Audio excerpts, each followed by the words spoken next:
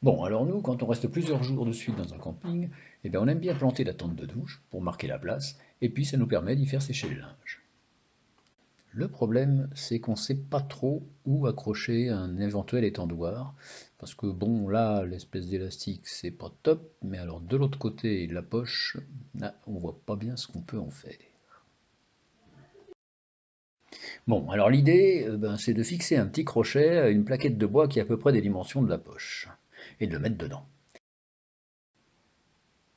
Et de l'autre côté, on passe une ficelle à travers la sangle de chaque côté, en utilisant une rondelle pour éviter que ça traverse. Alors pour l'étendoir lui-même, on peut utiliser un mini étendoir comme je l'avais déjà utilisé dans le van, ou alors en fabriquer un spécifique. Donc là, moi, je me suis lancé dans la réalisation d'un mini étendoir pliant. Voilà, ça c'est la présentation de l'étendoir plié.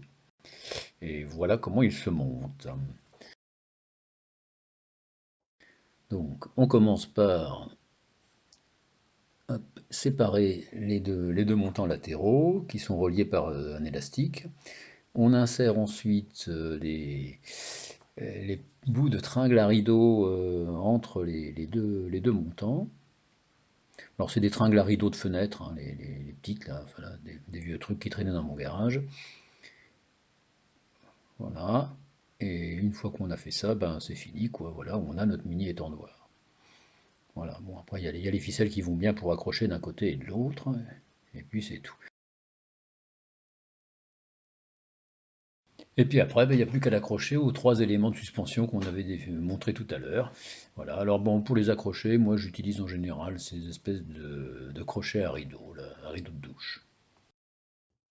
Et alors pour le pliage, c'est encore plus simple, on défait tout.